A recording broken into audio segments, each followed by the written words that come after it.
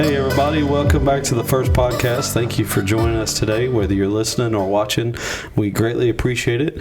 And we meant to have one out last week, and we had some audio issues, and so we couldn't do it. But we think we have it fixed, so hopefully you're hearing everything okay. But so glad you're joining us today, and we just want to give you some updates for the calendar coming up and some things happening here at the church. And so first things off is Christmas is coming up quick. Christmas is coming. It's, in the next couple of weeks. And so December 9th and 10th, our choir is putting on a Christmas presentation called Grace Among Us.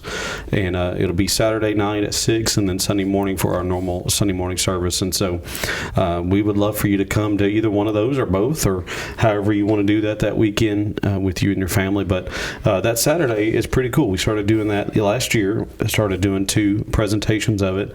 And really just in conjunction with the Small Town Christmas. Right. Small Town Christmas is on our campus. This is the second year now. And we outgrew the street, for the Small Town Christmas. So they asked if we could host it, and of course we gladly said yes. And so we wanted something to be able to, as far as our church, we wanted to be able to join in that more than just hosting it. Right. And so this gave us a good opportunity to add the presentation that night. And so anybody who wants to come can, and even if it's people who have their own church on Sundays, or they may not go to church and don't want to come on a Sunday, but they would on a Wednesday night or Saturday night rather. So we're excited about that this year. It's going to be awesome. Good. And our former church, we did that too. We did it where the community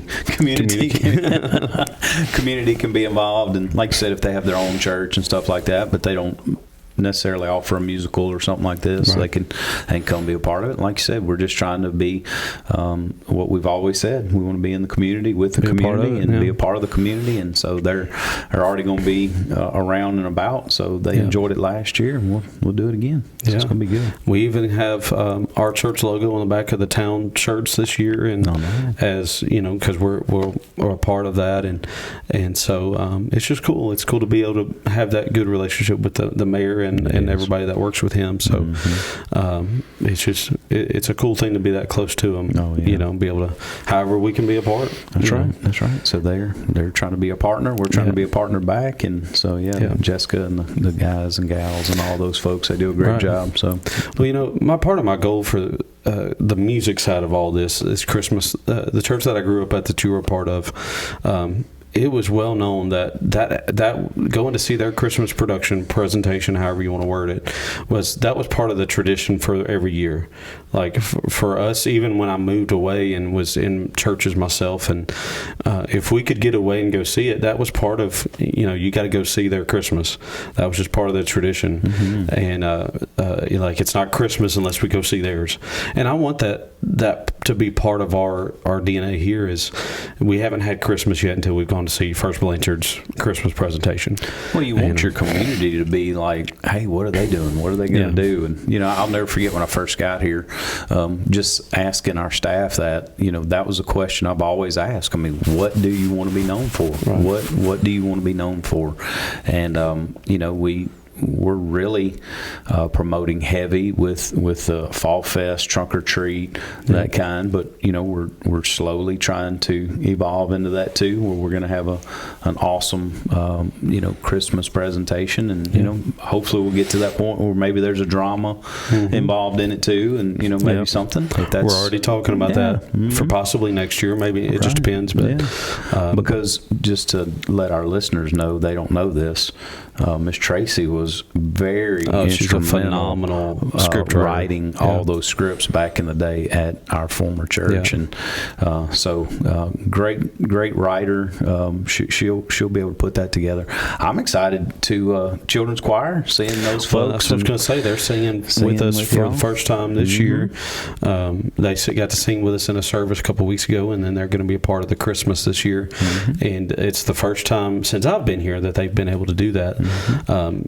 We haven't been able to have a kids choir in a number of years now, and so it's awesome to see them getting to go start singing and learning, and And so, which is exciting for me because that means I've got future adults, going to sing in the choir. And so, well, I got to see a little girl cool. last night. Her mom videoed her singing to her dolls. Yeah, I saw that. And that was so precious. I was like, man, that's so cool. Just seeing this little girl singing to her dolls. And they're excited. They came. We had a practice with them Sunday night, and they were so excited to come sing with us, and they were singing with all they had, Yeah. And I've shared with this multiple times with multiple people. I don't care if people sing the right notes.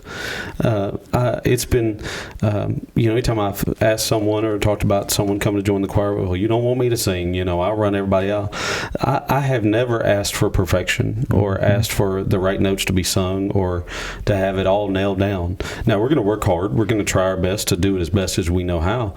But when it comes time to sing, I could care less if you sing the right notes. We want your heart to come out. We want you to worship the Lord. And if you miss notes, but you're worshiping, that's what I care about. And so to see them kids give it all they had, they may not have hit the right notes, but even in a practice, they were singing all they had. And I loved it. I loved seeing their pure hearts, just give it all they had. So I believe that's what the Lord asks of us. Is He's not asking for perfection. He knows He knew we were screwed up when He saved us in the first place, and He gives grace for that. So He just wants all we have. Wants everything. Worship. So it's good. So I'm excited for that this weekend or next weekend rather, and it's come up quick. I mean, we started working on it in the middle of August, and you look at the middle of August and you're thinking, oh, I got about 16 weeks, 20, and then you get to November. I've got 4 weeks, and now I've got a week and a half, and it's going to be here, just a couple weeks. Fast. So it gets on you pretty quick. But we're so excited to be able to do it, and it's going to be good. And so it's going to be good. We're excited for that. But then we got this weekend. We got a work day. Yeah. And so we'll be out in the prayer garden, the recreation area, different places, doing some outside work, burning piles and cleaning up, and getting the walking trail. And just that's December 2nd, Saturday at 8 a.m. I think we're kicking off 8 a.m. December 2nd. Give us a time. Good deal.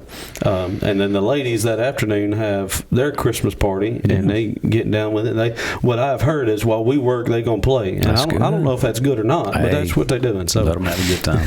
they're gonna have a good night. And if you haven't registered for that, the women's Christmas party, you can still do that on the church center app or website, and you can still register for that. And just to kind of give them a heads up of who's coming and all that kind of stuff. But we're going to be cleaning up. We got parts of it that look like a forest that we got to get down and get cleaned up. So. Well, limbs fall. These big limbs fall. There's been trimmings and cuttings and different things, but behind that school just needs some help. We had some storms this year that knocked down some big limbs, and then of course I know the church the same way. My yard is already looking like leaf heaven.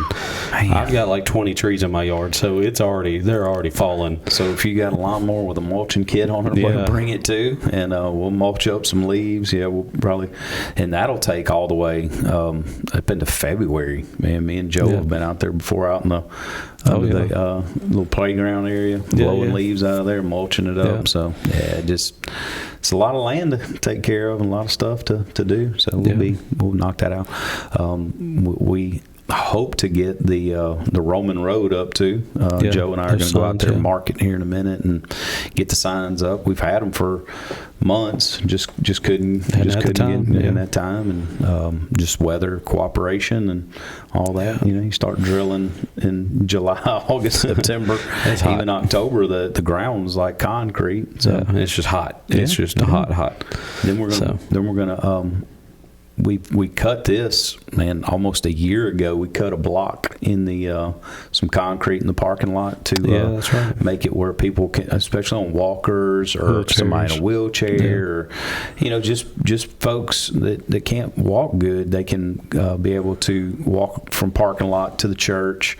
We'll be able to get the golf cart through there. Eventually, we would like to get a 6-seater or more seater type mobile device. I don't always want to say a golf cart. You never know, it might be a... Well, and right now we're having to strap people in where the golf clubs go, and just hope they hang on. So, we need to... That'll be something to look at in the future. So, we get them across and get them in, and so it'll be good. A lot of little things happening. Yeah. Well, and then we get through with our Christmas presentation. Then we have gingerbread bash. Gingerbread bash. And that sucker is filling up quick. Yeah, and it was a good. Last year we had a bunch of folks great turnout last year. Enjoyed it and had a good time. This crazy story. Okay. From last year, gingerbread bash, me and Jordan and our boys, we took them and did all that, and we were paired with a dad and his $2. A mom couldn't be there, but a dad and his $2, and that we had never met before and everything, and turned out it was Mitch and Kristen and their daughters, really? And they ended up coming to my Sunday school and been a faithful part of the church. But the first time I met them was at Gingerbread Bash, and got to know them, and so it was cool to see that relationship start, even from I love Mitch just and doing Kristen. that. So they're sweet, kids are and great. the girls are sweet, and so. But you never know who you get paired up with, and so it was cool to see them there, and then but we've had so many people we have invited to come be a part from our Trunk or Treat Fall Fest, and it is filling up quick. And so if you haven't signed up for that and you want your kids to be a part, please do so very, very quickly. And so you make sure we have a spot for you. We're going to run out of room, and so if we're not careful. So please do that as well. And it's going to get busy towards the end of the year, but it's all good. And just I'll tell you, it's an exciting time. It's an exciting part of the season, and finishing out the year, and then starting off brand new in January. And I don't know about you, but this is just because I'm weird. I love change. I love newness. I love it when January hits and it's fresh. It's a fresh start. It's a new start, and that's how I like it. It feels good to me. And so I don't like mundane. I don't like doing the same thing just to say we did the same thing. But change, that's a scary word for a lot of people. Yeah. So just gotta always worry about change. But. Oh yeah. Well, I love it when a new year kicks in. No. It feels like you have a fresh start. And you do. And you get to keep going. Yeah. And so there's a lot of things coming in January we're excited about. And if you would just touch on dLife for just a quick second, because that's going to be kicking off very soon. We've I know I've been piloting it.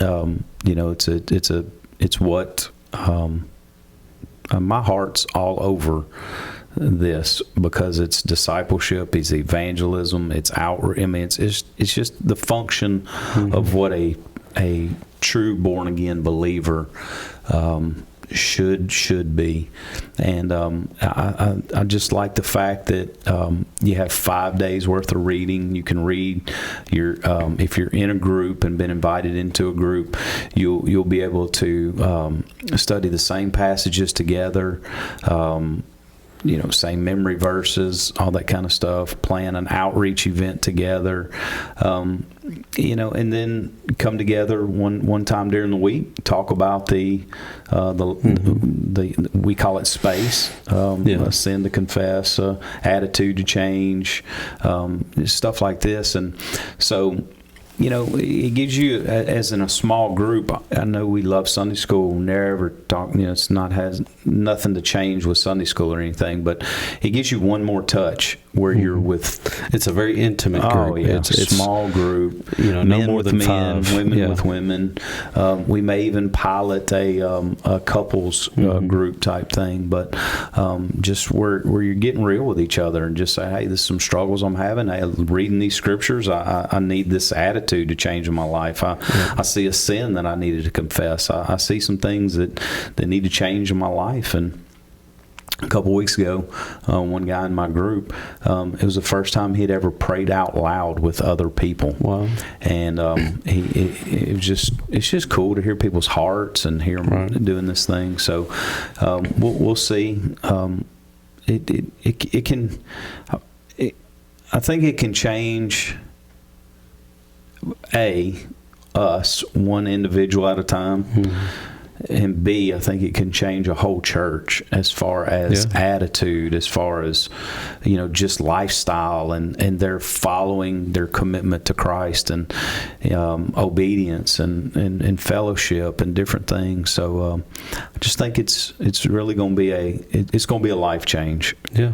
So for many people. And what's cool with this is, number one, it's the biblical definition of what discipleship is. It's you're living life with one another, and you're growing together, and you're reading the same thing. Just kind of give you some context.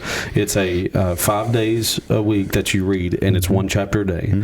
It's not reading a whole book. It's one chapter a day, and of the Bible, and that's the only book that's used is the Bible, and you're just walking through it together and discussing how that applied to you, and you're living life together while learning more about the Word and more about the Lord, and growing in the Lord in that way. And so it's the biblical way to do discipleship. I'll tell you what else I like about it. It's not another program. It's not another 5-step this or do that. It's like you said, it's a biblical model how to be a disciple. And that's what we're called to be, disciples, followers of Christ.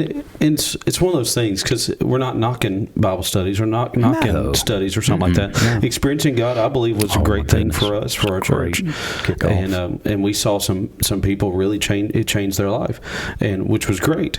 But this is not just a fad that'll come in and move in 12 weeks and we're done. It's a lifestyle to live.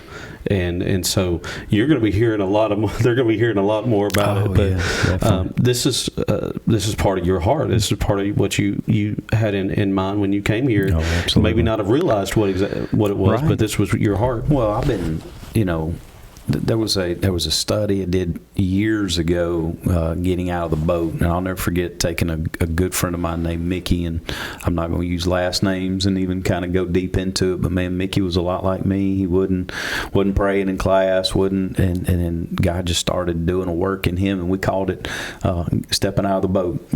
Take a foot at a time to get out, but after a while you start walking on water. And next thing you know, he was starting to teach Sunday school and go on a trip and do missions. Then he started working with our youth and different things, and it's just people just need to be asked, one, like, hey, do you want to be in a group? Do you want to grow closer to Christ? And then just seeing that transformation happen is awesome. It's going to be so good for us. Number one, you're never too old to learn, and never too old to get in a group and study and grow closer with the Lord. None of us have arrived by any means and have it nailed down. But two, it's also a great opportunity when, and I've seen this myself, of when you have people who think I don't know the Bible, I don't understand the Bible, or I don't get it, I don't understand it. And so they're too scared to teach a Sunday school class, or they're too scared to be a part of a ministry of some sort, because I just don't know. I don't know the Bible. And that's not a invalid deal. There's a lot of people who genuinely say, I don't understand it. And this dLife is an easy way to learn how to understand it. Well, I kind of want to throw this out there while we're thinking about it. One, we're not going to have enough leaders. So if you don't get asked like right away, January 1 or something in there to be a part of a group, we won't have enough leaders ready by January 1. And that's not a bad thing. It's not a good thing. It's one of those things where, we had a training. So some people came, they're fired up. They were ready to start in August, doing it. But we felt like January was a good time to kick it off. And so I do want to say that, because I don't want somebody to get their feelings hurt out there that hey, I didn't get invited into a group into January or whatever. It's going to be okay. It's going to take us a while. It's going to be a process of a lifetime here. It's going to be the life of my lifetime, your lifetime, the people that get involved in this. It's not a, we're doing this for a year, like read the Bible through in a year. It's nothing like that. It's nothing like you've never seen. Right. And it's going to scare some people, what I'm going to say, but we don't want it to scare you. But this is going to become the DNA of our church.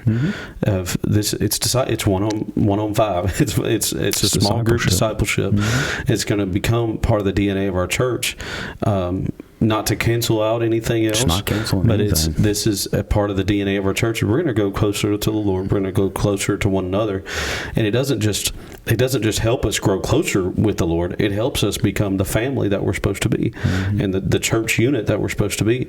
And again, it's not it's not something just to take flippantly or lightly. It's you're going to hear a lot about this all the time. Of it's, and the thing, and this is because I know your heart and you know mine. If the thing that we hate the most is when someone's in the hospital or they're going through something or their tragedy, a stroke, or whatever it is, and they don't tell us, and we want to minister to you, but we didn't know about it, and we hate that feeling. We hate the feeling of I wish you'd have just told me so we could at least pray with you or help minister or be a help in some way. And this dLife group helps with that so much. Of you may not feel comfortable of coming to a staff person or whatever and saying, hey, I'm struggling with this, but with those 3 or 4 or 5 people that you're doing life with, you can and say, guys, I'm struggling with this. I need you to pray with me, or we're going through this. Can y'all pray with me? Whatever it is, it's meant for that to be biblical in the sense that we're to love on one another, we're to cry with one another, we're to be joyful. It's all those things compacted, and excuse me, it doesn't just affect the 5 people in that group, it affects the church as a whole. When you've got all those people doing life together, discipling one another, you're growing in the Lord as a church. And you may not be doing it, we may not have 100 people show up for one event, which that's not what we want.